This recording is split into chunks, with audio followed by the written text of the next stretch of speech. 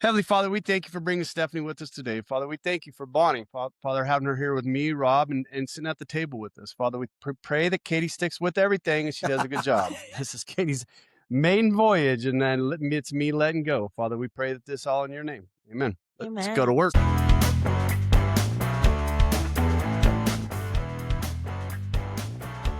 Sponsored by the Titanic. You're good jokes. What? Hey. It's our maiden voyage. Don't hit an iceberg over there. We're fucked. Hello, Robert. Hey, what's up, buddy? Hold on. Get it? No, now you're going to piss Katie out because now she's really going to hear it. God, you're an a-hole. You are an a-hole. Hey, I can't see much. Where's the camera? Oh, dude, listen. No, hold on. We so we are in FFS Studios. This is actually Rob and I started in my office with just two little microphones sitting on the table, and then we graduated over to here we were still on a smaller table. Then we ended up buying this table. We just been growing and growing and growing. And the whole time when I started this, Rob, this was where I wanted to be. Oh, I know. We all know. Everybody knows. And the listeners know. Every podcast is when Katie lets me have my, the room. So we are here. I mean, we still got a lot of work to do. I mean, I moved in a little bit all throughout the week. We got some decorating to do. I like it. Hey, you're behind the scenes. Remember that. Shut up. Bye. Do your job. Pull the mic closer to you. Am I talking? Yeah. Well, I might ask you a question. The wives are here. The wives are here if you haven't noticed. Bonnie's with us and Katie's behind the scenes. This is going to be fun. We have what? So it's Friday night and Bradley is getting his four-year chip tonight. That's correct. Very proud of that guy, right? And I am right behind him. I am, what was it? 27 days behind him. Yes. Is what I was. So 27 or 20 days. We're getting a 4-year chip coming. And you know what? Drop the ball again. No, his 3 years. He ain't got his 4 yet. I gave Brad his 4-year chip already. Hey, oh wait, June's coming. June gets it. Remember, Bonnie, this year it's 15 years. You're good for this year. Dude. She'll fuck it up. I'll remind you a few days, honey. I'll remind you a few days. Did you? I think it was the best 13th birthday party ever. It don't matter that you had 14 years. Yeah, it does. It was an amazing 13th birthday party. Oh, it was a crown, a sash, a barrette for no hair. That was so funny. That was so funny when he brought that on the show. And I didn't wear any of it. I would have. If the sash said 14 years, I'd have put it on. But it said 13. You're 14 this year. You didn't wear any of it. No. Let's get the right number, and I'll do it. Hey, you stay sober for 14 years. By God, I'm going to make sure I got the right fucking number too. You damn right. You damn right. We got a lot of people right now in the meetings and everything. Last night I spoke in Escalon last night. It's always okay. So who gave it? Because you sent me a text. Hold on, hey, Katie. I got a flip. She's behind the scenes. She's behind the scenes. Will you stop talking to our producer? Did you hear Bonnie said she's mocking you? Bonnie's on the show. We're talking to Bonnie now. Katie's had her fair share. You guys, you and Katie stole the show three times ago. So me and Bonnie are going to steal the show on the next one. Good luck. What are you doing? Right here. This is called dead air on the radio, fool. It's not called nothing. Sure. Hey, we got Stephanie. Let's just go on. He doesn't even know what he's doing over there. We're doing what? This is from Larry yesterday. Yesterday at 7:54. If I hadn't said in a long time, which he hasn't. Oh. I just want to say this. I fucking love you, that you said yes to doing this podcast with me. I fucking love you. That's what he said. Yeah, I did. That's a compliment. I did. And you don't get that from him very often. So who gave us? Fuck you. You don't get that from me very often, prick. I say that all the time to you, you bastard. All right. Sorry. You want me to go back on all the fucking shows that I say it on the air, you prick? You know what's fun is I got invited. Huh? Who gave us a compliment? So I got invited. We got invited because when I went to Jed, gave Jed his chip, that LGBTQ chip. That's a funny one, right? For his 1 year, Michelle invited me to come and speak. And I said, you know what? I'll speak, but only if you come on the podcast. So she said, okay, right? Okay. And what happened? Are you two having a side conversation? We call that crosstalk in AA. You know better. I asked, is he one of them? No, Were he's you not. just being a dick by giving him one of those kind of things? No, oh God, no! I was just being a dick. Yeah, I'm pretty talented at it. Anyway, Brandon had it, and Brandon called me and said, since you helped, get Jed into the right places, you want to come get. Anyways, last night they asked me So I went there last night. And, you know, one of the things that's been on and on and ongoing recently is, you know, my calamity and serenity, right? How do we match calamity with serenity? So I told my story backwards last night. I really did. I backed into it. And I've never told my story that way. So I thought it was pretty cool. Anyways, it got a good, you know, reaction. But always when I give the topic, it frustrates me just a tiny bit when they go so far off a topic because I want to hear other people's opinions, right? When I share and I give a topic, I want to hear what other people have to say about this topic. And holy shit, did they go down rabbit holes of different directions. Yeah. And it's like, you know what? I loved a lot of the stuff I heard, right? I didn't dislike it, huh? What was it? The topic is, where do you find your serenity? How do you get into your serenity, right? Okay. How do you get into your serenity? Because I know how I get into mine, right? I have to let go. I have to let go every morning. I had to let go, right? And it's how I do it. And, you know, people went on and on talking about that they can't get it during the day. And I'm like, I don't, maybe I'm different. Maybe I'm just a little different. They can't get what? I live in my serenity every day. There's something, right, Steph? We live in it. I have great days. I mean, it's, right. If I'm having a bad day, it's still good. I have to put in more effort at this point to lose my serenity than I amen. to do to keep. You have to really work amen. at it. Yeah, I have to really work. I have to really try. Yeah. I have to like be real pissed off and like really let myself sit in that to lose my serenity. No, for sure. And Katie and I had a bad night the other night, and it's the first time. 15 minutes. Fucking Bonnie.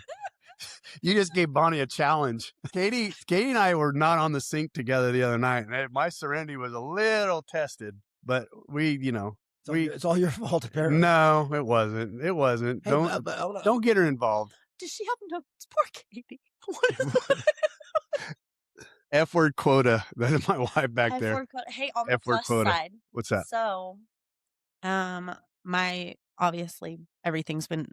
Anyways, we'll get there. But I don't cuss as much. Thank God for you. I get this weird. I almost get conviction when I cuss now, which is do you very know that strange it's been for me. proven people who cuss more are actually more intelligent? I believe you. Fuck, really? I saw it on TikTok. You saw it where? I saw it on TikTok. Oh God. That's where all the smart people hang out. Yeah. Yeah, it must be I true. wouldn't know. It must be true. Now that's not to say I don't cuss. I do still cuss, but we may not hit our quota, is what I was gonna say, because I was letting them fly on the last one. I hit mine. The reason why I said that last night, Rob, is because I was sitting there getting a lot of compliments for our show, right? And it's almost like getting compliments about your wife and your wife's not there, right? I mean, because it's what you and I do together. Yep. And I hate getting compliments about the show and how great people like the show when I don't have my partner there to share it with me. So that's how I shared it with you. Is I basically told you I love you, right? I figured there's something going on. You know, and what's the other thing is 2 other people were asking about it. Barney wanted to listen to it. Actually, I got Barney that's going to come on the show. And Don, who's fairly new, right? He's got about 2 years sobriety. He was there last night. Don forgot that about 2 years ago, he was a little sober, but he came into the Saturday morning meeting in Oakdale and he was drunk and he was struggling and he got up and walked out and I chased him out the back door and I made sure he had a ride home. I hadn't seen him since when I went and saw Jed get his coin had on the birthday a couple weeks ago.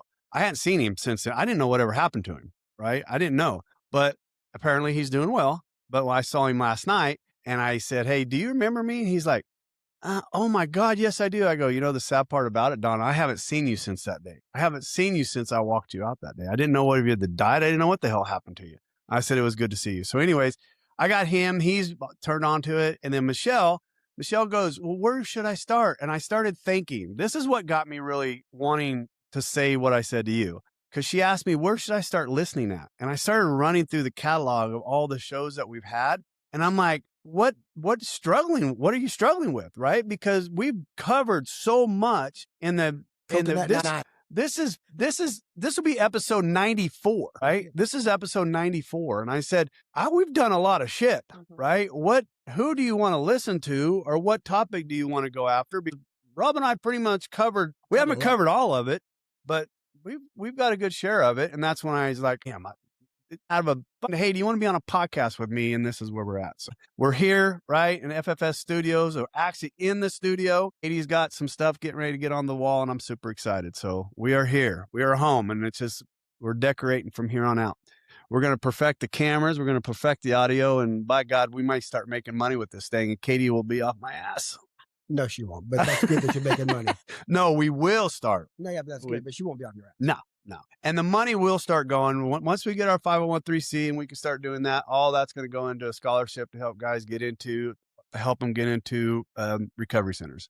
Absolutely what we're going to do with that, 100%. Or guys or gals. Yeah, whoever, right? Help them get into recovery centers, help them get into the right places or whatever we need to do. So anyways, Rob, we have a return guest. Her name is Stephanie. Hi, Steph. She's got big stuff going on. Well, you guys keep saying that, so I sure the hell hope it ends up the hype. Because I do. I have stuff going on, man. Let's recap. Let's remind Stephanie. Let's remind our listeners who Stephanie was. I wish I'd have went back and remember what episode she was on. You should do that. But my fault. You know what? While she's talking, I will go back and find out which one it was. So tell us, Steph. Let's go. Great when I cried. I know it in. No, we both did. Hi. Okay. She's got her sexy voice. She's got her phlebotomy clothes on. I know. Bloodsucker. Yeah. Where do I start, man? Well, last time I was here, I feel like I kind of shared the mess. I was 6 months sober. I had a lot of things that aren't really talked about on a regular basis that I feel like need to be talked about on a regular basis. So I came in here and really used this as a catalyst to be able to discuss those things. Okay. Sort of normalize those things and kind of make it where it's less sex trafficking and such. That was me. Hi.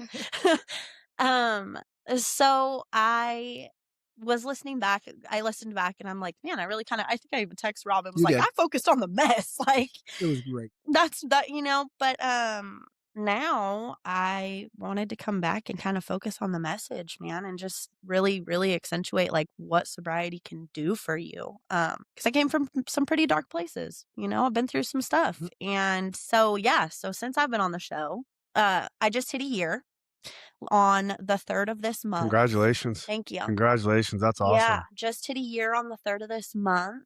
One day at a time. Oftentimes one moment at a time. Yeah. One cry at a time, one scream at a time, one whatever I needed to do to get through that minute at a time. And there were days. Where do you think your road turned at? Where do you think in that 1 year it's somewhere along that road it got easier in that 1 year? Yeah. I think when I finally recognized my I want to say my worth. Oh wow. Okay. I know that moment. I mean, it would have to take you. I know what she went through. It probably took her a while to grab a hold of that. It took me. I mean, I was on the up and up last time I was here, and like I said, that was 6 months ago, and I was on the up and up, and things were looking better, and I was happier, and I was really starting to find myself a little bit. And now I have actually found myself. Today. Nice. And when you do that, sometimes some baggage got to go. Yeah. You got to say goodbye to some of those. And I did, and. Well, we talked about it last time briefly. I think Larry, you were the one that asked me how I felt about, like if I was in a relationship, how I felt about relationships, kind of where that was at. Right. And I was at a place where I was finally, for the first time in my life, actually at a very healthy place with it, where I was able to say like, I'm okay right now. Okay. I'm okay just being me being right alone. Now. Right. And I'm focused on me and my kid right now. And if anything happens, it would have to be basically God handing me something on a silver platter and being like, this is what you're supposed to be doing. Like, this is your person, and I started dating someone. And he did.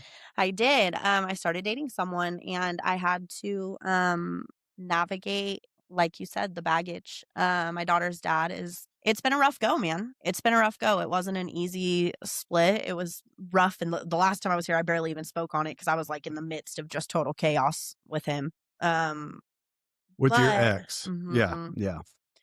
Yeah. And we're still kind of navigating how to, because the problem is we have a child together. Okay. Yeah. We have a kid. Right. So like at the end of the day, we are going to, if for her best interest and her sake, I want her dad to be a part of her life today.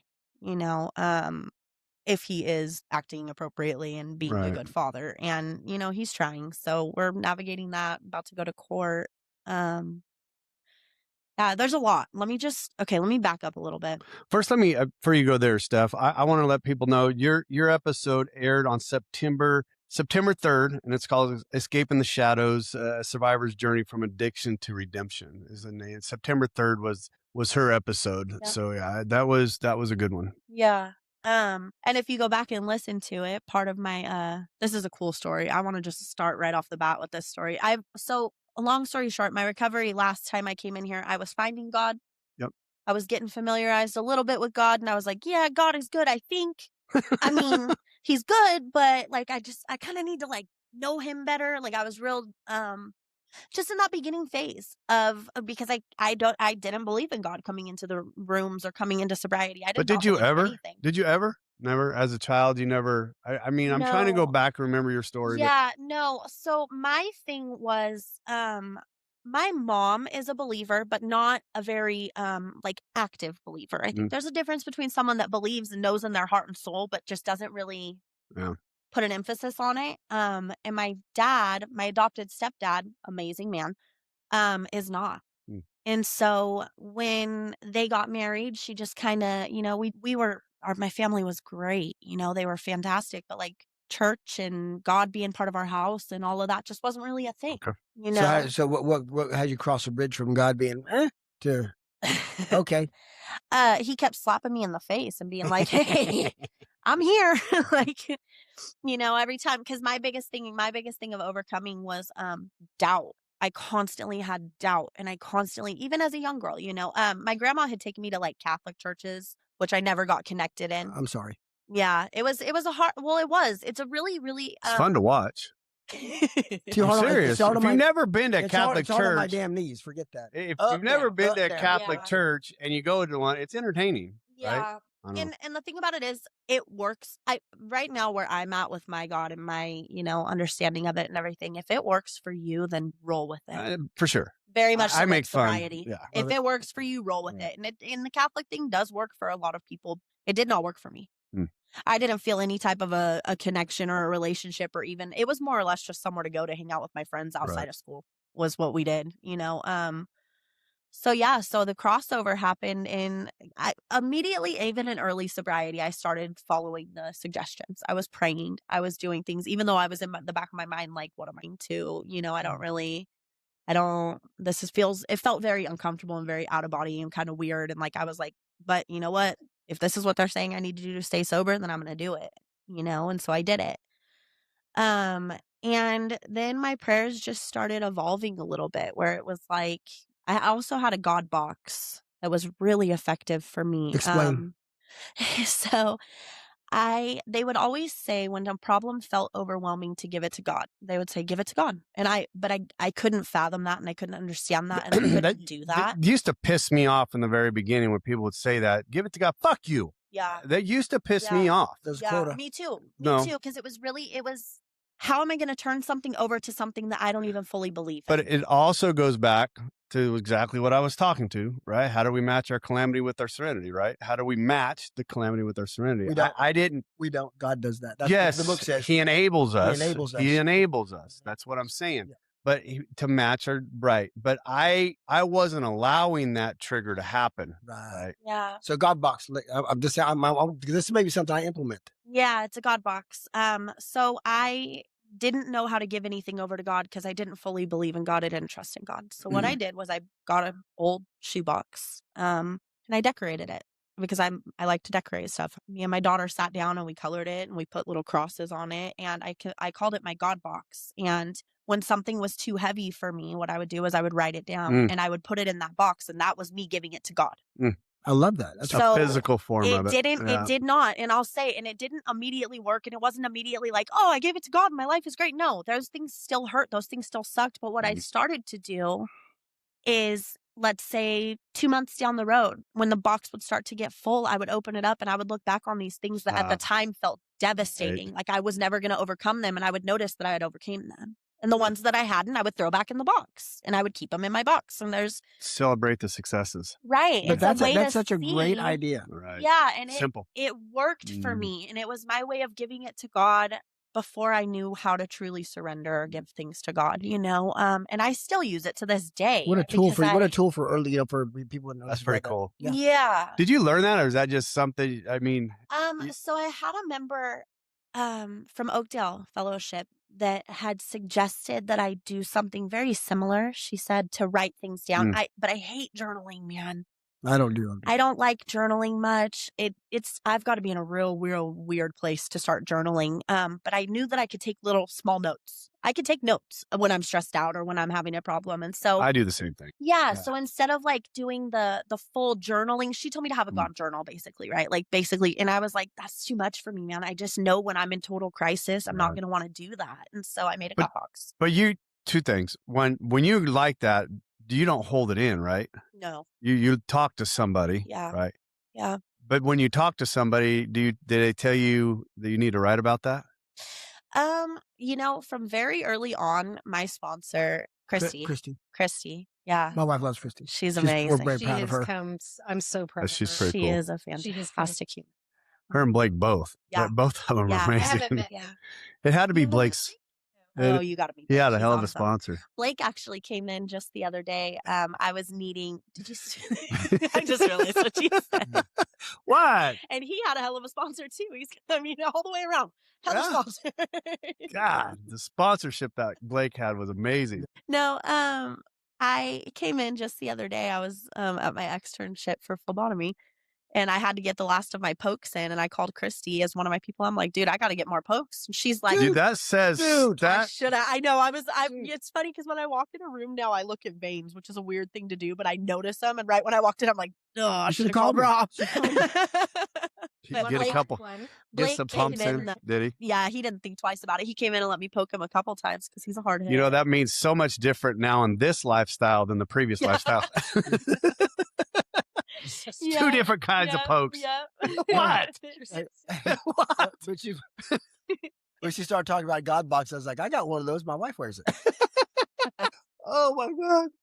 Well, Katie, you got to come in on that one. You got to call him out. Oh that my God. Unacceptable. That was awesome. Apologize. I didn't say vagina at all. You did. I said God box. Moving on, Steph. Here we go. Anyway. We're still in Stephanie's show. No, you guys are good. Yeah, so I started doing my God box, and I still, like I said, to this day, I use it but I will say much less frequently because nothing today I don't often get to that point today where I feel completely overwhelmed. Now, because for me, right, I feel it way earlier now. Yeah. Feel it way earlier. That's what it is. To where when I don't let it get that far gone to where I need to talk to somebody, right? I don't. Yeah. Now I still will, but I don't get to that point where I'm grabbing a hold of something, wanting to choke it. Yeah. I feel that tension coming on way early, and I'm like, nope, I'm getting rid of it right now. Yeah. I think it's a lot of self-awareness that has come just over this year. Self-awareness, it's recognizing, because my body sometimes will physically react before my emotions even come into play. Well, I'll notice if I'm shaking my leg or, I have to check myself. Like all the inventory we do, our daily inventory, it just becomes natural, second nature that we're doing it without even thinking about it. Yeah, absolutely. But yes, defense mechanism. Yeah. My prayers, my walk with God, man. I guess I can't tell you, I didn't have necessarily a burning bush moment. I believed before my aha moments happened. But once I was already in that believing state and I was like, okay, I can't ignore how present God has been in my entire journey. That was really the part for me that was like, I would be a fool to deny that there was a God present with me in my journey. The places I've been, the people I've been around, the situations I've put myself in, I am an absolute miracle. Yep. Oh, yeah. 100%. And that's not because of me. No. And I think that God's was really protection. that was really my first sign of I would be so ignorant to think that I did all that. That was really my first thing is look where my own thinking got me and to think that I got myself out of this. Come on, But then I started to really just put in the real prayers, the heavy prayers, not just the reciting words because I knew that's what I was supposed to doing. No, I was asking for things and I was thanking him for things and I was praising him when he deserved it. Not that he ever doesn't. He always deserves it. Let me clarify that. But giving him that praise when I knew that that was something just happened and that was all him. Giving him full praise, But one of the things that continually happened with me is I kept getting that seed of doubt That's where the enemy, Oh, now yeah. I refer to it as the enemy Right. attacks. That's where the enemy is the first line of attack for me. If he can plant a seed of doubt, he tries to at every opportunity. Feeds it too.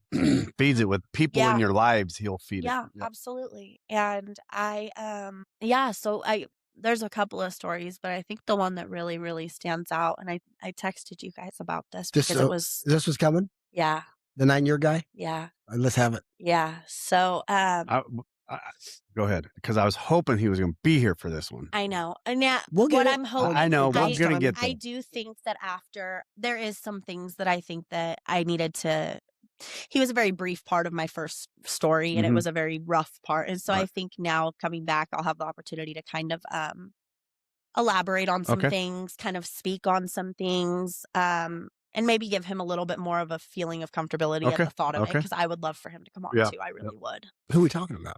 So I'm not going to say his name. No, of course. Perfect. If he does come on, I Right. know anonymity is very big to him. Perfect. So we're not going to say Absolutely. any names. Camera will probably be off for Yeah, him. absolutely. I would. Yeah, absolutely. But if from the first episode, so sex trafficking was part of my story. There was 3 different men.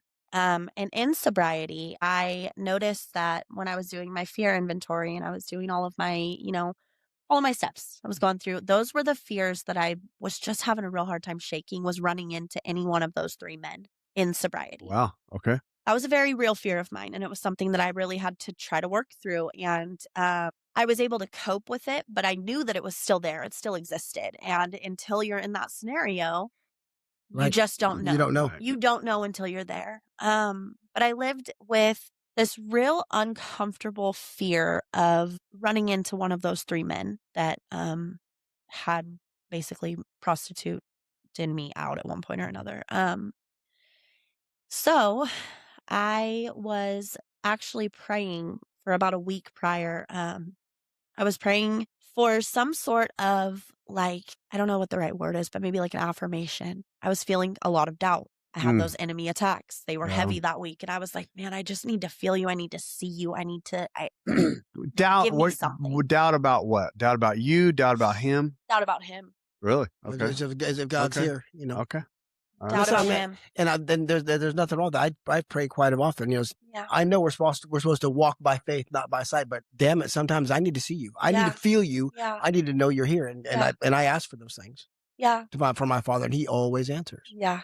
Yeah. Amen to that. Yeah. Yeah. And this is still, I'm still early in they call me a babe in faith, right? Like, still, that's literally what my pastor calls me, because That's fun. I genuinely have the most childlike faith right now because it's new to me. Yeah, for sure. And so those doubts are still very heavy for God. And there's 2 things you got going on. You're new to sobriety, and you're new to a faith of God, walking with God. Yeah. So you're learning. They're very similar, right? I got closer. I had faith all my life, but man, when I got sober and I got into that 164 in AA, my closeness with God doubled. I had belief. Relationship. I had belief all Yes. my life. I didn't Yeah. have faith. I had Right. belief. But Right. I think most people, when they say that, For faith sure. is trust. Faith Right. is action. Faith and trust are the same things. Like I trusted this seat was going to hold my weight, right? That's faith. I believed in God. Yeah. I didn't trust Him. Right. I loved that, by the way. Yeah. I heard that on one of the other, the seat thing. I actually went to a meeting and I was like, I just heard the coolest thing. I loved that See one. that? But so I had been praying. The seeds of doubt were what I notice is when the enemy starts to really, really attack on me, my head gets very loud. Very loud with different thoughts. And a lot of times they don't even necessarily coincide with each other, but it's like he's trying to plant these issues seeing what angle works. Sticks. He's throwing shit at the wall. He's See what throwing sticks. all kinds Yeah. of stuff at me just to see which one could just, work and Oh, yeah. stick, and then he could feed on that. My head had been real loud for about a week. And I was just praying, and I was, praying for clarity, and I was praying to, get rid of those extra voices, and kind of just needing that reassurance. I was also, fearing a lot of things, and I had been praying for, removal of fear. Like I was struggling. I was in fear of, at the time, my daughter, so her and her dad are very, how do I word this? Trauma bonded would probably be the healthy term for it. Okay. which is a lot of my fault. But I also, looking back, I don't know that I would have done anything any differently. He's in real bad health. She was my little road dog when I went to go take care of him because I never knew what day was going to be his last day. So she saw him in the hospital a lot. She saw mom taking care of dad a lot. She saw a lot of things. And in turn, she became a little miniature caretaker. And so they have How old a is she? bond. She's 5. Wow. Yeah. Adorable. They have a bond that is, I would say a little bit of, I don't know if trauma bond is necessarily the right word, but they have a bond of, I need to make sure dad's okay. Yeah. And dad relies heavily on me to feel okay, you know? So I had fear surrounding that. My daughter was having a hard time with the split and not wanting to come home. And I was just a mess. I was an absolute wreck. And I was just praying and I'm like, God, just give me something. Like, give me something, please. Like, I need to know that I don't need to be in fear. I need to know that you're here. I need to feel you. I need to see you. I just need to know you right now because I'm really struggling. And I was spending all of my waking moments in meetings at that time because I knew I was in a bad way. And I walked into a meeting at Modesto and I walk in, don't even know if I'd showered or anything. I'd got out of bed and gone straight in and I was just there for it, you know, knew where I needed to be at that moment. You fit in there. Just saying. I knew where I needed to be at that moment in time. And I walked in and I had been frequenting it. I had seen quite getting a little group of people that know me over there. I know them. And I walked in and that one day I was on my way there and I was just crying, worshiping, crying, screaming, whatever I was doing. And I walked in and I see a guy sitting on the wall. And it was my first pimp sitting on the wall. First inside. instinct. That was the part where God came through, man. My first instinct, what I have lived in fear of for so long, I expected my first instinct to be clam up, get nervous, get scared, get everything. And my very first instinct, I walked up and I gave that dude a hug and I was like, Did he recognize you as you came up? Oh, yeah. Oh, wow. Oh, yeah. He recognized Did me he and flinch? I walked up. Did he pull back at all? Not even in the slightest bit. He grabbed you too? He grabbed me too. That just gave me chills. He grabbed me too. And I just gave him a hug and I looked at him and I said, I'm so happy you're here. Wow. I am so happy you're here. That was God, absolutely, just both of you. Oh, yeah. Without even hesitation. Oh, yeah. No, absolutely. And so the meeting was already getting started. And so we didn't have much time to like catch up right then. So I went and sat down and I, he got to share and I got to share. And then after the meeting, he had gone outside and I had assumed he had left. And I was like, man, that was a cool moment for me, like, thank you. And I walked out and he hadn't left. He was standing there waiting to talk to me out there. Wow. And I walked up to him and he said, I owe you an amends. Wow. And I was like, okay, like, okay, let's yes, do you this. fucking do. Yeah. I'm like, but you knew the let's process. do right. this, You knew the process by then. Right. Yeah. Somebody else who hadn't gone through what you've gone through and the steps and sponsorship would have given might have killed him. But God had prepared you. Yeah. And him. Here's and the him. thing too, is God prepared me to see him in the safest place that I knew. Oh, yeah. Right. Right. He put me in a place where I knew I was safe and I was able to feel what it felt like to immediately forgive. Immediate forgiveness. Isn't that beautiful though? Isn't that the greatest thing? It's freedom. And the thing about it is too, when I started to really think more about it and dig a little deeper into it, he gave me the peace of mind that I do not need to walk in fear of anything because he is right there. He gave me the ability to forgive. And he also gave me a new look. I don't fear seeing the other two people anymore because of how that situation was handled. Regardless of where I see them, how I see them, anything, it was like that moment. I can't explain, man. It was like his hands were quite literally on my shoulders. I felt that presence so hard in that moment. It was just, I know people say that they hear God talk to them. I've never like audibly heard him, but if I had ever heard him, I heard him in that moment where he was like, I've got you, you're gonna be okay. What if that had happened in a grocery store? That's the thing is I think he set it up exactly how he needed to. Exactly as you needed it. Exactly how I needed it to be able to feel all of those things and process and be able to be like, okay, like I see you. Thank you, So the cool thing is we started talking and he told me he owed me an amends. And I was like, thank you. And we were talking and we just got to just have a normal conversation. And then him and I got a little bit more into like, how have you been? Because at this point he could have a day sober. I don't know. Right. Right. And so I was like, how have you been? Where have you been? How are things? And he said, I have 9 years sober. Wow. And I was like, whoa. And me knowing my timeline, that was very shortly after him and I were acquainted. Okay, with that one was another. actually a question I was just writing down. Is how soon? That had to be pretty soon. That was very, very shortly after him and I were acquainted. Wow. Very shortly after him and I were acquainted. And it was the fact that I had never seen him in a meeting before that. And I've frequented all the meetings around here and I had never seen him before. God's and to this timing. day, I haven't seen him Right. since. We haven't ran into each other in a Does meeting he since. go often or does he? So he does, but Does he he? goes to Modesto Fellowship Okay. more frequently than That's the anywhere else. that's the end of McHenry, or is that the Freeway Fellowship? No, First. I'm not 100% sure.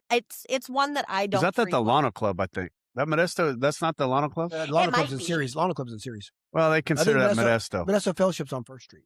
Okay. I believe. It might be Freeway. Fellowship. I think it might. I'm That's not cool, sure, but but that's what you need.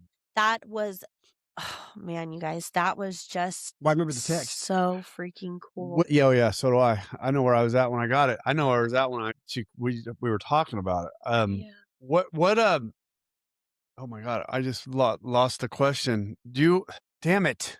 That's all right. 9 years Should've wrote sober. it down. Sorry, I'm like sniffing. I hope you can't hear that. No, you're fine. 9 years sober. Thank you.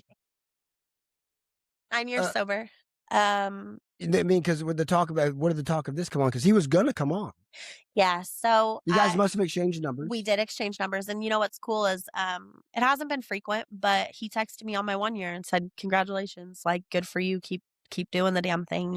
So him and I have talked a couple times. The thing is, I didn't want to be pushy. Oh yeah. Absolutely. And so we started talking. And I had immediately brought up the podcast because I texted you guys when I was still in the Yeah, you meeting. did. I was like, Yeah. you guys will never guess who I just ran into. Because that was really just a special moment, So by the time we got out, that you and I had already been talking a little bit about maybe getting him on here. That's the first thing I said. I'm a selfish prick that way. Yeah, you were like, maybe we could get him on here. And so when I did go outside after we did the, the amends and the just caught up a little bit, I brought it up and I said, hey, I was on a podcast and I said, would you be interested in maybe coming on and kind of giving your side of things? And he's like, maybe. He's a very, I don't want to say shy. If shy is not the right word, but he keeps to himself. He's very much kind of Reserved. Reserved. Right. That's a good word Doesn't for like it. to put his business in the street. Right. Which is Yeah. fine. That's, not me. I'm very open with my business. But, some people are much more reserved. And he also explained to me he has a daughter that he How old is Yeah. takes care of. Ballpark? Same age as? No, older. Okay. Older. I want to say preteen, maybe Okay. teen. That he now has rights to again. He's doing the dad thing. He's doing everything. doing the deal. He is doing the deal. And he's doing just exact opposite of the things that he. I just remember the question. Which one of because you explained 3 different guys. So this was my first one. Okay, so This this is was one the you one- half-ass had a relationship with. No, that was my third one. Okay. This was my first one. So this was the one that Started out nice, right? Mhm. He was nice and friendly, but then it kind of turned. Yeah. So this was the one he just introduced me to that Right. sort of lifestyle. Lifestyle.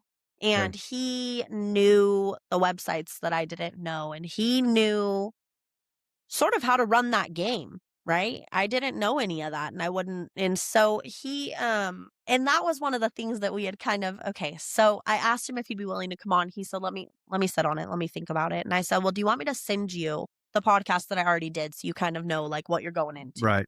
And he's like, yeah, go ahead and, send it. And so I sent it to him. And I followed up with him a little while later and I was like, hey, like, did you get a chance to listen? He said, yeah, I did. And he said, He said, I'm struggling with it, and I'm going to be completely transparent with you as to why. And I said, all right, send it. Like, what's going on? And he said, I am by no means a perfect person in my recovery today. And he said, it's a little bit of an ego hit. Like certain things that were said, he said, I don't think were exactly what had happened. And he said, and that is something that I'm not going to take on there because that's not recovery. He said, I need to speak with my sponsor on this because these aren't things that I should be concerned about anymore. So at first he said, I'm going to consult with my sponsor. So he did that. I don't know what his sponsor's advice was. That makes a lot of sense, though. Yeah, I get that. And I don't know what his sponsor's advice was one way or another. I know that he was still a little on the fence. And then the second go around when we talked about it again, he said, and this is, I have to say, I understand this, man. He said to me, he was real nervous about the anonymity thing for one, which I said you guys would completely respect. Oh, for sure. He has things that he doesn't want, obviously, his family to necessarily know. But the statute of limitations hadn't came up yet. Yeah, you remember you telling me that. And it was a real concern of his. Yeah. And I don't blame him. Yeah, I don't blame him in the least, And so he was waiting for that 10-year mark, which passed this last January. And so I think he, we'll see what God does. We'll see how God moves. Yeah. And I think that's what Stephanie and I, last time we talked about it, obviously I was, I wanted, go ahead. I was, obviously I wanted that for the show, for the listeners. I think it would have been a good wrap up for Stephanie's story and everything to have that. But on the other side of that, we are all in the program. We all don't want, step 9, unless it hurts somebody, we don't want to go there. Right. Yeah. We just don't. So what you were kind of shaking your head. You're just a bigger person than I could ever be. Yeah. No, I mean, well, no, I'm sorry. I didn't mean to say yeah. No. Yeah. Well, but Bonnie, I'm way stronger of a person than I could ever be. Because that meeting wouldn't have went like that. Right. But what I can honestly say, though, is I'm not. That's how I know it was a God thing. Because I am not a stronger person than anyone else next to me. Oh, yes, you are. Yeah. Bonnie would have killed him. Yeah. Yes, I would have. How old were you? Do you mind me asking you? When I first got into all of that, I want to say 19. I want to say I was 19. And it's funny because, when at the thought of it, it's funny.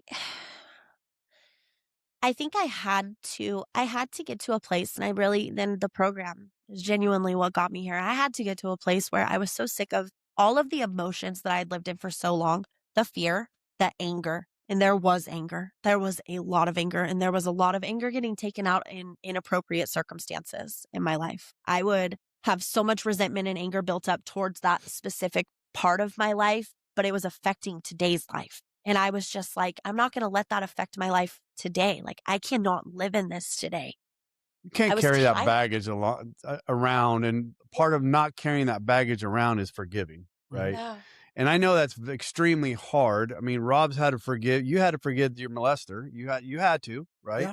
I mean, how free do I want to be? Right. And that's what I'm saying. There's poison. There's certain things that I've had to let go. And I mean, there's people that the guy I hugged in front of Perco's that day, I wanted nothing, there's a long period of time I would have ripped his head off and shit down his neck and been perfectly happy about it.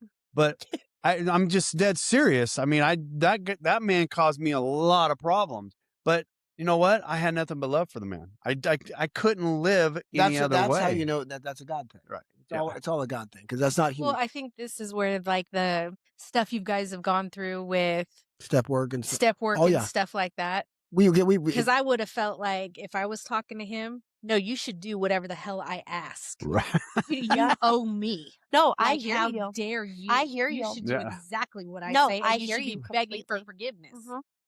Mm-hmm. And prior to that exact moment, but you know what else I think it was too, was I know how broken I was when I came into this program. I was broken and I did some, maybe not the same type of stuff, but I did some stuff that was completely unacceptable in my own moral, so do you know where I'm going with this? Well, this is when people ask me, if you're actually doing inventory on a day-to-day basis, I mean, not even the big things, like when you get cut off or like things are like water off a duck, when you're spiritually fit, when you recognize yourself and your morality and your humanity, it's easier to forgive others. Yeah. That is true. It's easier because that means you're looking at yourself. I don't walk on water. I never have. Yeah. Right. I've done some shady shit. Yeah. And it doesn't exist just because I haven't done that or that or that. In God's eyes, it doesn't exalt you from that. No. So, because remember, the standard is not Mother Teresa or Hitler. I mean, something not as bad as Hitler. The standard is Christ, as far as I'm concerned. Yeah. And we all fall short. Oh, So as long as that's your standard, as long as you're measuring yourself, and everybody measures themselves from that, we all fall short. You'll have a little more grace for everybody else. Absolutely. You should. Yep. That's it. And I think I knew how broken I was when I came into those rooms. And immediately upon seeing him, it was able to give me this perspective of like, that also was a very broken person. Like our paths were much different, but no matter what your path is, when you go into those rooms, it's because you are broken. You know, can you imagine the people that did that to a 6 and 7-year-old boy? What happened to them in their childhood that caused them to do that to me? I don't know, but I just imagine. Right. I don't know. And I too, I really try to kind of. But can I say something though? To my wife's point, I remember you coming into the rooms from day one. Yeah. And getting the sponsor and helping Christy and you are there. I know the strength comes from God, but you are very strong. Yeah. You are a totally different woman. Yeah. You're different. You're different now than when you even recorded last time. Just your walk, the way we talk. It's your walk with the Lord. It's that your faith in Him, not in ourselves. So there's strength in that. There's confidence in that. That's what it is. Remind me, Stephanie, what was your breaking point to get you to start back to get into AA? Remind me of that, because you came in and from, I think Bonnie said it right. You're not an alcoholic because you weren't under the bridge. I didn't beat my family. Right. I was always going to work. Right. Yeah. She was the alcoholic. I mean, she was under the bridge. She did all that stuff, right? If it was to be done, I did. I have very few yet. You look at the definition. Very few. You look at the definition of a woman alcoholic or addict. That was it, right? So, what was your point of I got to get out of this and get help? And that's another thing that I've been able to really reflect on more since the last time we recorded. That's why I think that's why I wanted to ask. Yeah. So my moment, right? That moment where God did for me what I couldn't do for myself. I would not have gone and said I had a problem. I had too much pride. I was lying to everyone in my life. My family thought I was sober. Everyone thought I was sober. I got put in the hospital and I think I told you guys the story. I dropped my dope pipe. Yeah. The nurse dropped the dope pipe. Right. I remember now. Okay. So that was what got me there. Was cat was out of the bag. Right. What are you going to say now? Right. And still I tried to blame everyone else, but it got me there. Lied and said it was like the sucker or. I think you tried to blame it on the nurse, didn't you? I did. I tried to blame it on the staff. I was yelling at the nurse and ripping out my IV and telling him, "What kind of staff are you letting in here? Where's security?" I was smoking out on him. Yeah, it was bad. And this poor nurse. Dear God. Did you ever give her an amends? I haven't. That actually would be a good one to add on there. That poor nurse is probably under a bridge herself now. Of nurses. Oh man, I gave them some hell. Yeah, it was bad. But yeah, no. What was the question? I'm sorry. Your breaking point. What brought you into the rooms of AA? So but reflecting back now, I was at a much different. So I had what I consider now 2 different bottoms. I had my bottom, which is the typical bottom that you would see of someone that was slumming on the streets, prostituting. Just truly what you would consider to be someone's rock bottom. I was there. But I always saw a light and something to work towards to get out of that. I always wanted better, and I knew that wasn't where I wanted to stay. I was ready to kick, fight, and scream to get out of that situation because I wasn't ready to stay there. Now, then when my life started to, from the outside perspective, look more normal, I got off the streets. I got a really good job. I got a place. I got, all of these things were going well. That was when I hit my real bottom, because from the outsider's perspective, everything looked fine. But I was still so messed up. Emotional bottom. It was an emotional bottom. Right, and I lost that light. Right. I had nothing to fight for anymore. I had accepted where I was. I had accepted the fact that I was going to hide doing drugs for the rest of my life. I was predicting how I could hide it from my kid. I was predicting how I could hide it from my family. I was planning ahead. I was doing every move I made. All the work. All that fucking work. Every single move I was making was somehow benefiting me staying high, and I had no intention to ever not do that for the rest of my life. That was a whole different type of bottom, because all the while I really, really hated myself for making those decisions, but I just had no desire to change. So I feel like the bottoms for me were very different. I don't think had I gotten sober immediately after getting out off the streets and everything, I don't think I would have done it right, to be honest with you. I think I had to walk the walk I did to really hit that emotional bottom. Well, what is that? What is that, Rob? Is it human being? Well, we move with speed of pain. Speed of pain. Yeah. Yeah. And until that threshold is met, that that your ass is that really good ass whooping. It's not gonna catch hold. Your first bottom was a visual bottom for everybody else. Oh, absolutely. Right. You were like, people see me as this. Oh yeah. And I'm better than that. But then you got all the stuff. Right. Then you got all this. Right. And you start looking at yourself and we're not. But she didn't fix the problem. Right. She didn't fix the problem. And that's when you did it for you. Yeah. Right. Because you were doing the show stuff for everybody else to see it. But when you hit your emotional bottom, that's when you're like, I got to do this for me now. Yeah. Right. Yeah, absolutely. And and it really took me having to look at the fact that because I always felt like when I was getting high, it's really twisted because at the time, I never thought that was the problem, right? That's not the problem. It's not because I'm getting high. No, that's not the issue here. If everybody would just leave me alone. Yeah. If everyone just get in line and figure out what we're supposed to be doing here, this would be a cool show. Everybody should be high. Right. Everybody just get in your little places. I'm not hurting nobody. And that's what it was too. It wasn't like it was devastating anyone because I was lying about it to everyone, And so I've had this real twisted way of keeping my entire little secret thing going. And it was really messed up. And you guys met Ashley. Me and Ashley knew each other. We were both lying to each other. Yeah. Yeah. Yeah, so we were lying. So Ashley and I met when we were both still in our addiction, and neither of us knew each other was in addiction. That's how much we lied. Oh, I remember Ashley talking about that. We're good at it. Yeah. Oh, too. Oh, yeah. Amazing. Yeah, we were. She didn't know when I failed the drug test and had to come home. Yeah. I said, before Logan. You guys could have shared your dope if you'd have told your secret. Shit. No, hell, I don't share nothing. Man. I'll steal your bag and I'll help you look for it. Well, and the funny thing is, and I don't know if you guys got into this in her story at all. I told Ashley the other day, I was like, we were both just master gaslighters. And I know that term gets really overused now. But if you really look at the actual truth of the term, we were it. I could sit there like the nurse. The poor nurse was questioning her own sanity at that point. And she was like, I don't know. And I don't know. And so Ashley did the same thing to her significant other. And I would just jump right on board too, because I believed her. And I was like, yeah, hell yeah. Screw you. I hated the guy she's with now for a long period of time. And I was like, F that guy. Like that guy, he's no good. Blah, blah, blah. Just so mean and jumping on board with everything. And come to find out, because he had found a bag of dope in her car. And he's like, what is this? And she's all, well, I don't know. And she calls me and she's like, I don't know. And I'm like, I don't know either. And so then we're both ganging up. It was just some twisted, just the insanity. The insanity is just wild. Step 2, insanity. Just complete insanity. Ashley's episode is he came back for me December 10th. What, yeah. Huh? What are you going to say? Nothing. Yeah, you were. No. Okay. You don't want to let your bag get out of the bag at all? Huh? You going to talk about laugh at me? Yeah, I was laughing at you. Yeah. Sure. You got similar stories? Yeah. Huh? You got similar stories? Oh, I got Is that why she's laughing? He was a meth head. Rob was a meth head. And Jack Daniels, buddy. Yeah. Yeah, no, An ageless smell. Oh, shut the hell up. Don't even bring it up. He doesn't know that fucking story, so just leave that shit out.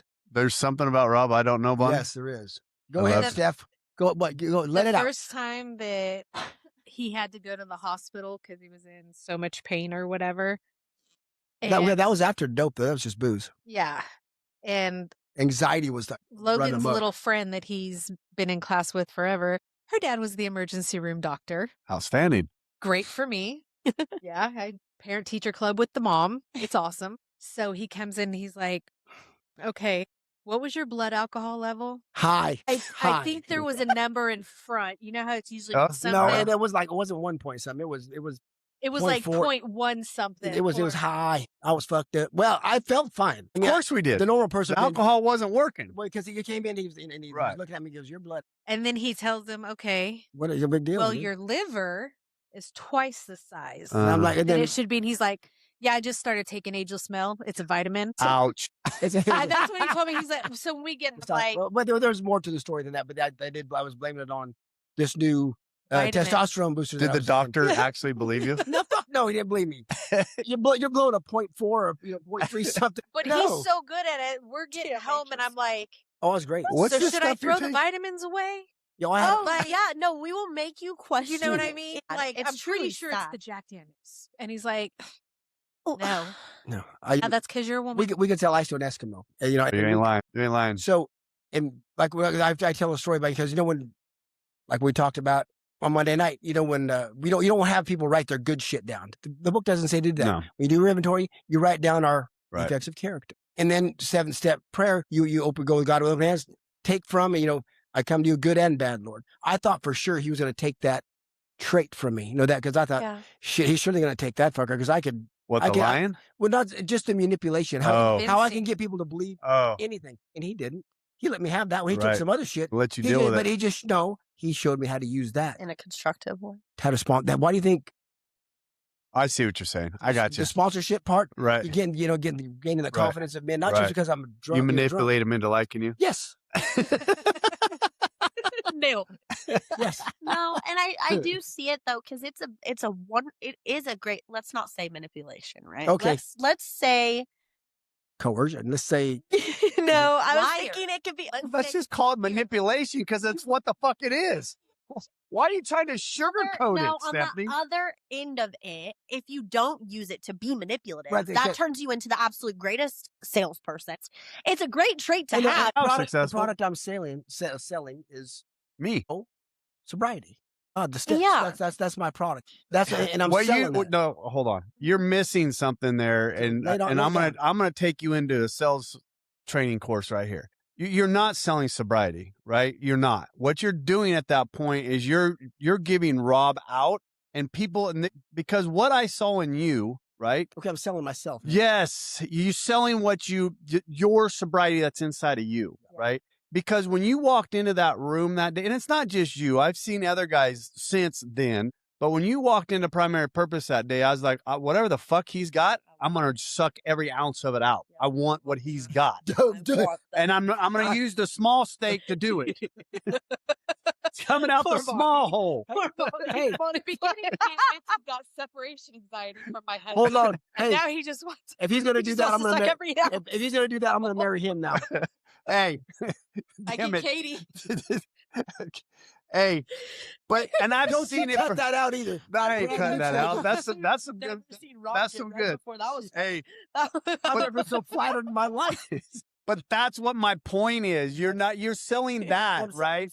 Yes, you are. And what you have to give and what you have to offer. And what you have to give and what have you offer is sobriety and your style and your way of doing it. Because look at yes. I don't have to lie. Yes, I mean, that is not lying. That's not lying. That's not manipulating. But if you were manipulating and turning the book around, people would recognize that shit. Like you could definitely start a cult. Oh my God, he has. We meet Monday nights. Yeah, you could definitely get a cult following. Oh my God, that's funny. Ooh. Don't. We know what Kool-Aid tastes like. We ain't that stupid. But God wouldn't let me do that. It's his gift. It's exactly. There's enough of us in there. I mean, half the people in there call it Larry's meeting. So I mean, it's not. The whole group is that. But Rob does lead it, right? Rob does lead it, and Rob has sponsored about 80% of the guys that are in there. Yeah.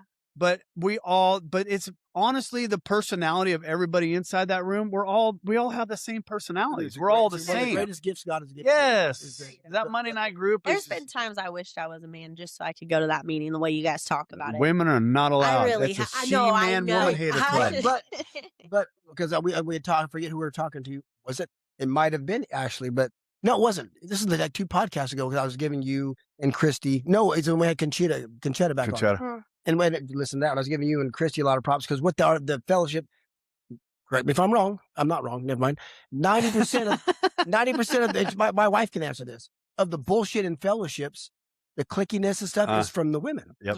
And what the fellowship, Oakdale Fellowship needed is what you guys have. Young, strong. The young is what I saw. But right? Young, strong women. Right. They don't take no bullshit from the other. They're gonna do that. They're gonna work their program. 100%. They're gonna do the thing. They're gonna touch women's lives. That's what they need. Is this. Yeah. And they're getting it. They're not old and stale.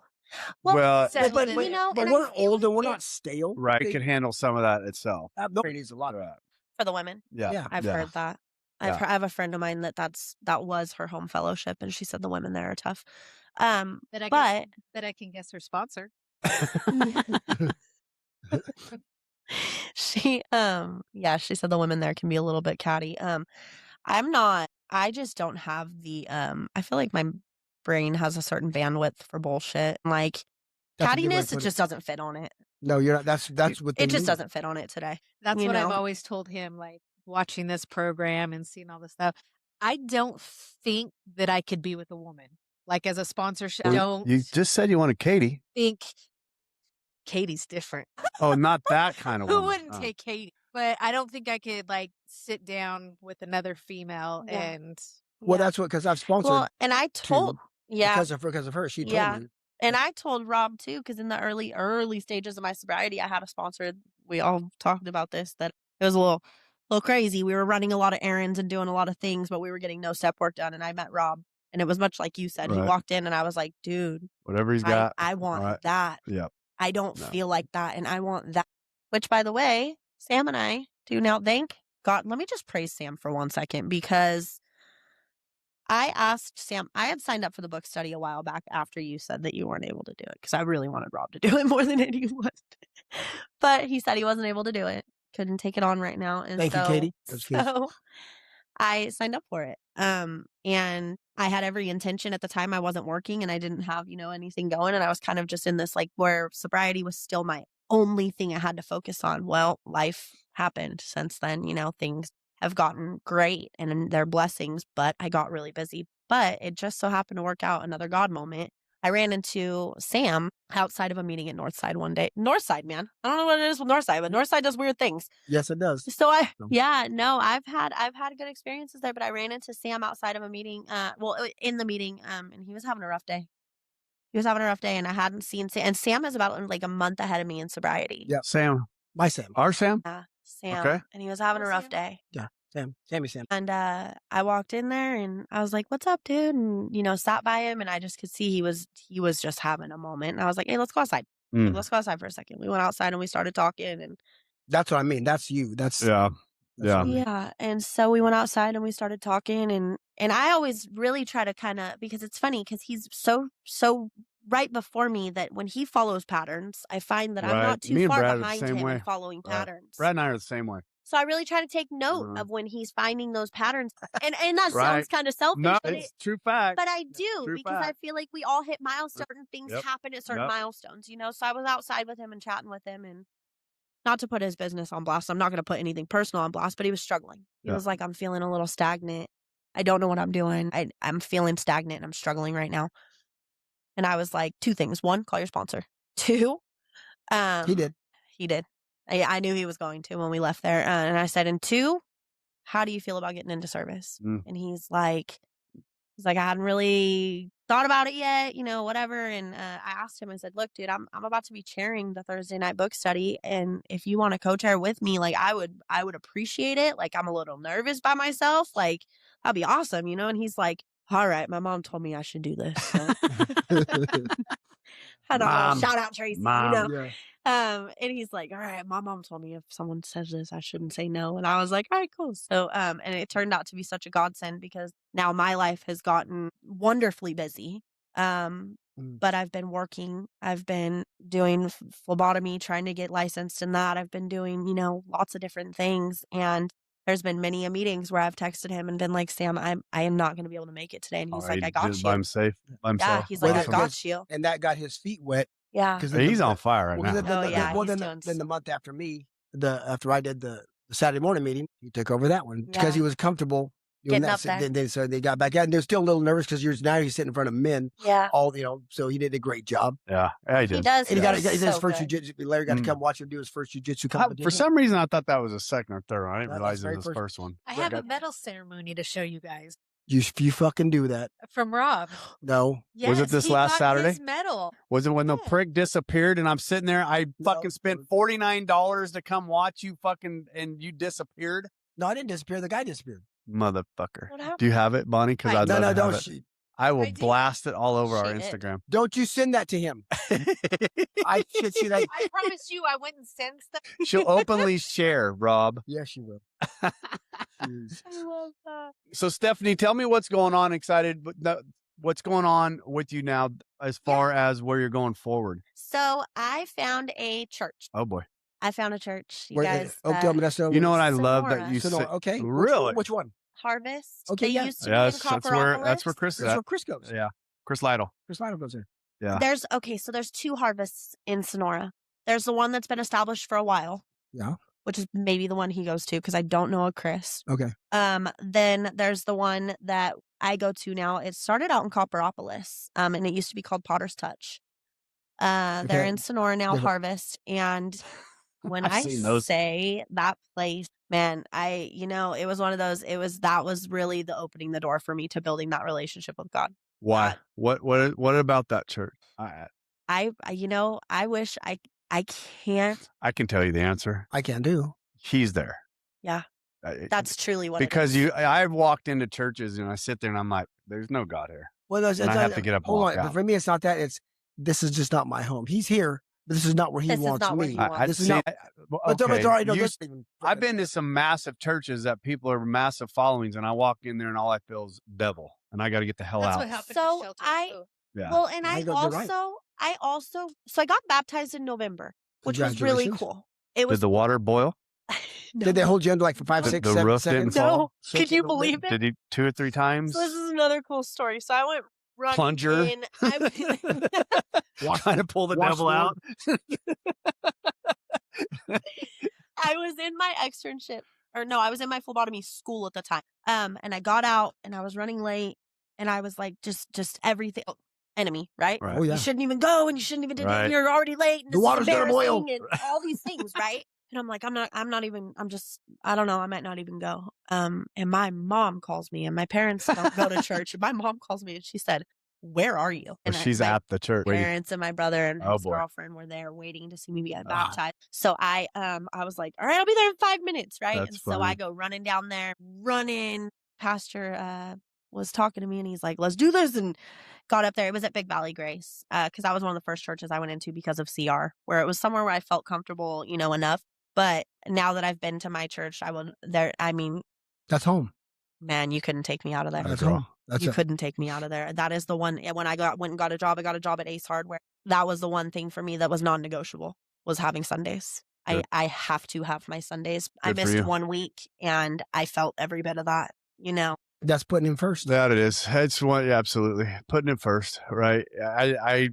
That's one of the things I said the other night, and I always feel bad when I say this, but Katie knows this, and I'll say this: nothing comes before my sobriety. Absolutely nothing. Mine neither. Nothing. My wife knows that. And I need to be more careful how I say that, because I do put God before my sobriety, because God gives me my sobriety, You right? see, on those tight. On those They tight- are. I was gonna say, he They says are. They're the same. They are, Yes. and I don't have a problem. I just sometimes when I say that out loud and I hear it coming out of my mouth, I'm like, that sounds bad, but it's true, right? Katie knows she would go before my sobriety. Yeah. And that's a true fact. No, I don't let anything come in between that, You can't. because the minute I let that, those reservations start to come back in, and it's just, I don't ever Well, want to go anything we put in front of our sobriety, Absolutely. we're gonna lose. there. Absolutely. And Sure. 100%. Because it would be a very short time if I decide to say, you know what? I'm just gonna not go to our Saturday morning meetings anymore. That's just too much for me. I'm not gonna do that anymore. Be a very short period of time before the next thing. I'm not going to the Monday night meetings, right? I can go every once in a while. I'm cured. Yeah, I'm cured. Drink. Then I'm sitting in Yuma in a hotel room at 6:30, 7 o'clock at night, and there's a bar right across the street, and all of a sudden, you know what? I'm gonna go just one. Nobody will know. I had a dope dream last night again. Do you still have them? Oh yeah. Really, I yeah? rarely have drinking. Really? I had another dope dream. I'm always chasing Really? it. I was gonna say, were you flying or were you running? Running. Either flies or he runs. Yeah. See, I haven't had a Copenhagen one or I've never had drinking I've in never a had long Copenhagen. time. Mine, when I try to quit anything, no matter what, it always goes back to heroin dreams. Really? No matter what I'm trying to get off of, it's always heroin do dreams. And heroin? I did. And they're very vivid. And it's a very distinct taste, smell. It's very distinct. And all of that comes. I've woken up before and been like, what? Like for half a Oh, second, I've had like, to what wake did I Katie. just do? Yeah. You know? I've had to wake Katie up. and say, "I've been here all night," right? Mm-hmm. Yeah. Mm-hmm. Oh yeah. I wake Yeah, up. they're Vivid. very real. Is that a dream? Yeah, What is that? very real. What is that flavor? Yeah, but yeah, my church Ether. is awesome. Ether. Oh, hold on, Katie. Questions? It indicated that you're in a new relationship. I don't think that we really Well, no, Didn't touch on that we're much. waiting for the Parker talk. Yeah, so Parker, his name's Parker, And he is a counselor at the lakes. Can we say that? So he was. Okay, he's not. He was a counselor at the lakes. He works now at Motherlode. It's funny, he's in a transitionary period. He works at Motherlode Job Training Center right now. He gets grants for people that need work, that are struggling for one reason or another, displaced workers, whatever. Which is ironically how him and I got into touch with one another.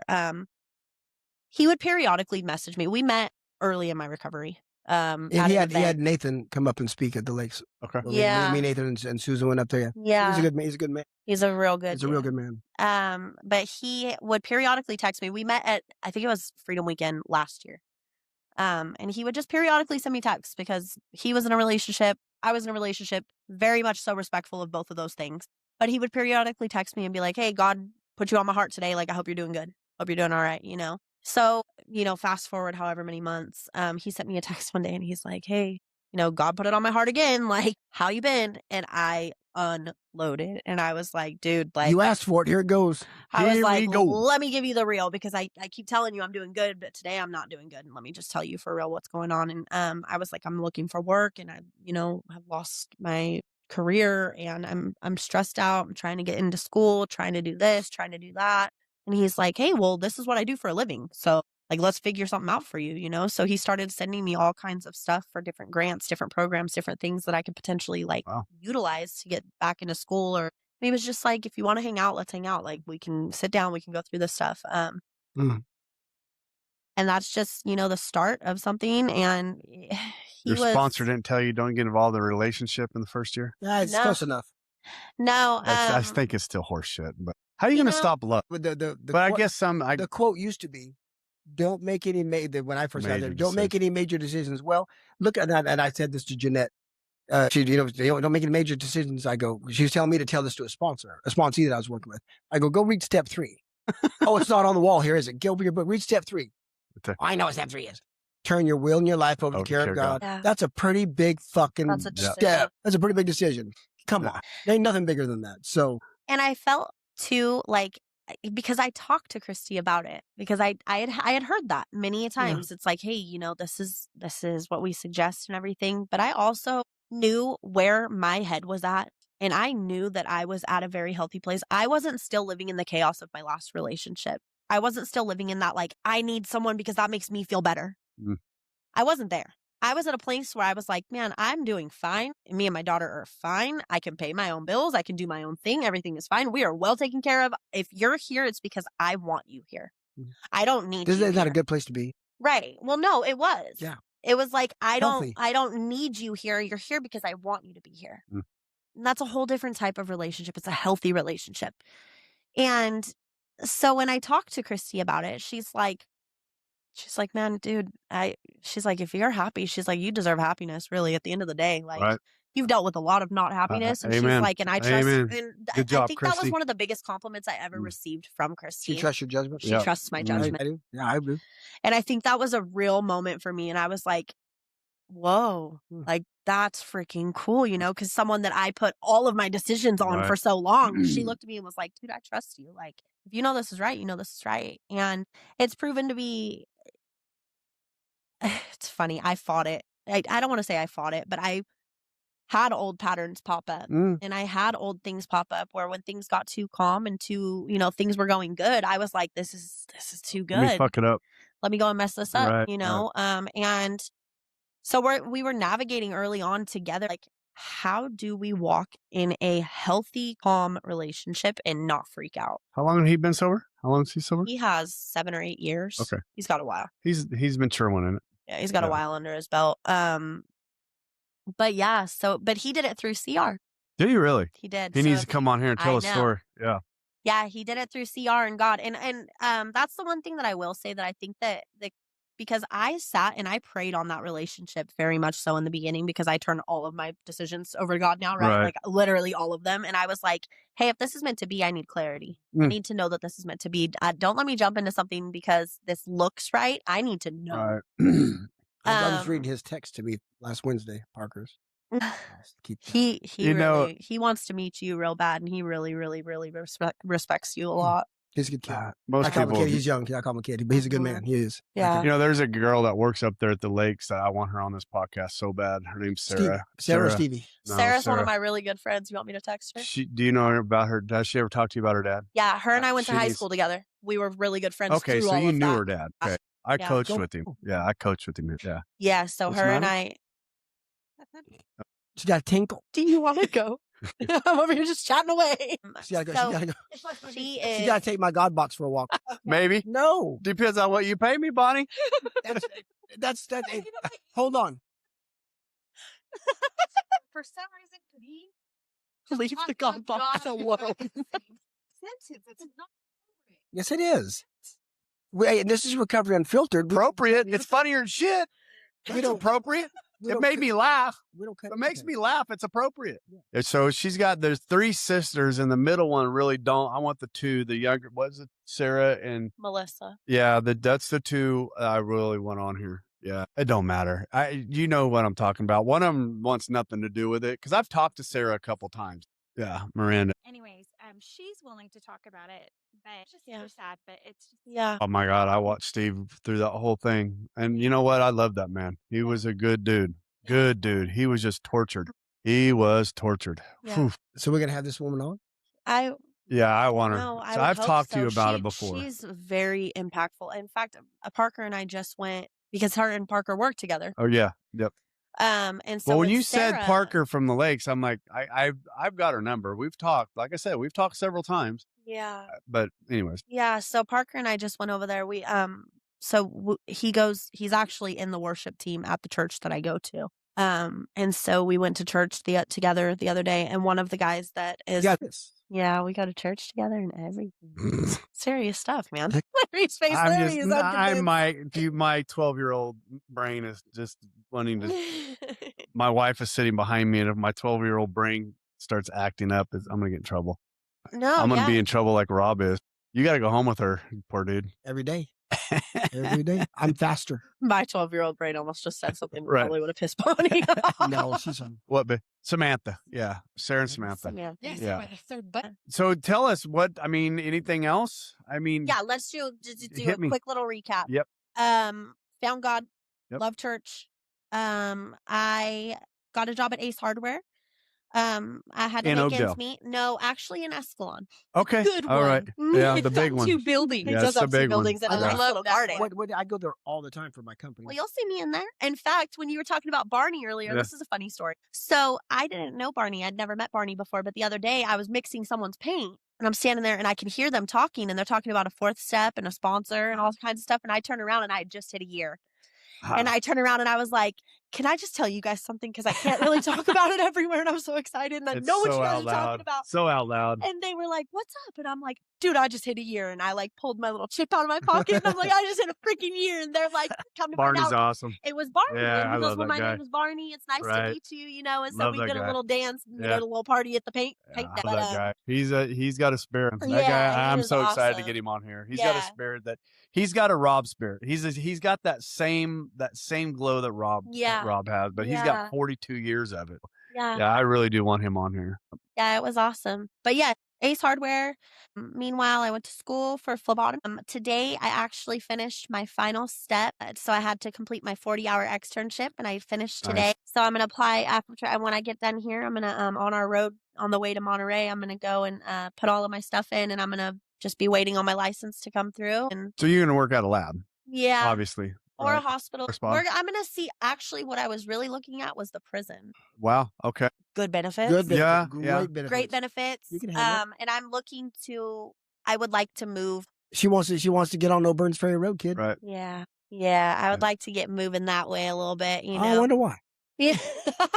Wow. Yeah, that was the other Hey. question. How did you end up at a church in Sonora? So Parker. Okay. So I had been going right here to Big Valley, and I liked it. I Yep. did. But there was a day he sent me, it's funny, actually, funny story. So I don't want to say that he like gate kept his church, but he kind of was like, hey, like the last person I brought here with me, like it just made for a real, just things got a little weird. Like, and he was kind of like, my church is awesome. I love my church. My church is great. And I'm like, right on, like, cool, but I didn't want to push the idea of like, when can I go? Right. Because like we weren't really like anything serious and we were just getting to know each other. I don't want to make him feel like I was going to go and like infringe on his spiritual place, if that makes sense. But there was one day he sent me a very specific sermon, and he, like I said, he's on the worship team. And he sent me the worship and then the sermon.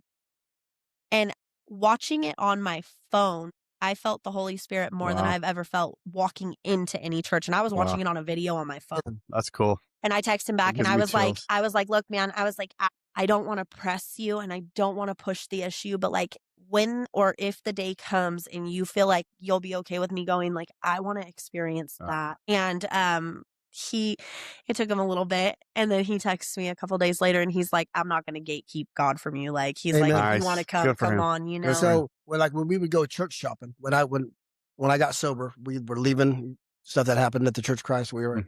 And so I left my family home and I go church shopping, and God will let you know when you're there. I mean, I hit 4 or 5 of them, then we had to do it again. I did what they did. Anyway, there's two, what you're feeling, I only feel, and I never felt that, even though I never felt it was so, that feeling at my church, when we go to where Pastor Steve, or Brandon's church with Pastor Arnie. And where we go, where our AA meeting is there, powerful. Really? Both those places, I always feel it. I really, if I'm going to be quite honest, I feel it stronger in Escalon. Wow. I don't do well with change. Which church in Escalon? Trinity. Yeah, I had that. I mean, I'll go back to what I said is I got and in my home church, my little, I love it. I put so much on my pastor that I'm See, but this doesn't still even have anything to struggling. do with the pastor. This just has I to know. do with It's the still, body. I the body. still struggle with it. Yeah. So- But you need to come visit. I know. I do. If you guys ever want to come out to Sonora, You're not going to gatekeep it from I us? we won't. I won't. I will. I gatekeep it. love traveling and visiting. So listen, if She you guys doesn't. ever want to make it out there, man, the one thing that I really enjoy about my church is it's a very raw, very real church. It's a non-denominational, Yeah, like ours. which I appreciate because you get different Right, walks, man. right. But there is over, God, I want to say like 250 something years of recovery amongst the congregation. Wow. Wow. That's why you feel what you feel. Right. It's the place Wow. of it. It brought together recovery with God for me. And it's just something. Even the pastor himself. Well, like Pastor Arnie at Brandon's church, he has 36 years. Wow. Yeah. Pastor's got a history. Wow. A long history that I haven't even heard his full testimony, but he's got a history. And he will very, very honestly sit up there and he'll say, look, guys, I'm teaching on this today because this is what God, is speaking through me to teach on. And he's like, but I'm letting you know right now, like, I am no pro. Wow. I am no better than, this person, that person. Like he said, and he's very humble. He'll say, just last week, I did this. Like we're all in this struggle together. Yeah, like, good let's for all him. get there together, Good for him. Like I said, I had that at one point and Well, I lost it. you can come visit Sunday. Right. Yeah. Hard-headed motherfucker. You got any more questions back there? No? Good God. Stephanie, I'm so glad you reached out to us. There's still an episode left with you, right? We know which one it is. I can't wait for that. I'm going to tell you right now, I've been bragging about that one to a lot of people. I get that because when people watch and listen, they're like, oh, this one's good. I go, man, I got one that's coming. I'm not for sure when it's coming, but when this one comes, you're going to shit because, I kind of explained to them what it is. And, But and Katie's always been big about the follow-up. I love the finishing the follow-ups, story, yeah. finishing the story, Yeah. finishing the story. So, And I think that I didn't really tell him at the time how spiritual of an experience that was for me. But one thing I did tell him is like the power that it could have of reaching other people. and you know what? That's the point. And it's not about Stephanie, us. you know what? When you say that, it's what got Katie over the hump. It's what got Bonnie over the hump. Bonnie over the hump. It's what got my daughters over the hump. It's what got Brandon over the hump. It's got Jason Allen went through something when he was here and he had 7 years of sobriety and he sat down there and he was our very first guest and we sat down there with him and he just dumped stuff that he never talked about before because it's just, you know what? It's not that it's him and I. Listen, we're helping other people. What are we doing when we're helping other people? Yeah. This isn't about you. It's not about me. It's not about you. It's about the 2,700, the 27 countries and the 18,000 listens or whatever we've got now. That's what it's about, Yeah. right? It's about the guy that's reaching out to Jim Hart in Denver, Colorado, Yep. had a 45 stuck in his mouth. Yep. It's about the guy in Fayetteville, North Carolina that we helped get in. It's all this stuff that we've done. And God people, does a little that's right. Some of the crazy. worst ones, yes, I feel like we've done that have done some of the most help. And some of the ones that I thought, no, we phoned that one in. We got people commenting going, oh my God, I can't believe you guys went there. That, and it's like, wow, that was boring to me. But, and then the ones I feel like we're going to hit the moon, they don't do anything. Right. So it's all God. God's complete. The one guy that he was a Mary's, the Coconut 99 baby. That's the one. And we haven't done that one for over a year and a half since we've done that one. Yeah. And that guy just heard it. Yeah. So it just, and it's just the thing. And, that's what the gentleman, get him to understand that this isn't, it's bigger than us, right? It's bigger than us. This has nothing to do with me. When I don't feel like doing one of these, we do them anyways, right? We do them anyways. Rob, that guy over there, I can say, hey, we got to do it in an hour and he'll be here in 30 minutes, right? I mean, it's just how we do it. Well, and right. Our wives are my wife always said, go. Right. Handle it. Right. Do it. I mean, I had we had family here one time. We had family here and it was day before Thanksgiving or something like that. And I said, hey, look, we got this. And he said, I'll be there in 20 minutes. We had the podcast up and running in 30 minutes. And that was probably one of my favorite ones. And it's Katie's cousin. And she's still one of our best critics. And she's awesome. Speaking, I want to give a shout out to Katie. What happened? This is what happened. Okay. And a shout out to Rob Thomas for actually listening. Which, to pull back, because Steph asked me, because 3 people asked me to do that Thursday again. And I thought about it, because I didn't want to let people down, all blah, blah, blah, all that stuff. And I was like, man, I was just burnt, tired. Where Katie suggested, hey, you got all these other sponsees, they can take on. Right. So for a while they did. So, and all this week and last week, a lot of the guys where I work, all the guys that work for me, going around to the plants like, hey, boss, you're back. You're like dancing around. Nice. But, because I did take a break. Right. And then I got asked to sponsor again. And I got Edgar. Going back through the steps. And now Edgar's almost done to Jimmy. I got Jimmy on Thursdays. I sat down with Jimmy. Getting back into that, refresh, taking that break, right, and then coming back in. Oh man, I'm on fire. See it. And you can see it from I don't our give a fuck side. about the Prius on the road or the Tesla. They can cut me off all they want. It does not. I'll remind you that. It does not bother me. I'll remind you that. I love the fact that you give my wife credit. Well, she was, but you prick. There were all 3 of us. I know. All 3 of us sat on a podcast. She's who I heard. Did it. Okay, that's fine. If that's who you heard, well, we got through to you. But it stuck. Yes. Yeah. So, anyways. Hey, I'm Stephanie, also a sponsor today. Atta girl. Yeah. It just reminded me of it because it's a whole different level of understanding. You get to go through the program. steps again. Mm-hmm. Yeah. But we need you. Damn it, right. we need you. Right. And Christy, we need women like and you. Ash. Is Ashley sponsoring? Yeah. She'd be a good one too. Should be a great one. Oh my God, she'd be amazing. Yeah. I don't know. Ashley took her steps much slower than I did, and she wanted it that way, and it's worked for her very well. So I don't know if she's done the sponsor thing yet. As long as she's gonna get asked. Because that's what we need. Just the way she carries herself. herself. Just strong women that don't take shit. Yeah, she carries herself well. But yeah.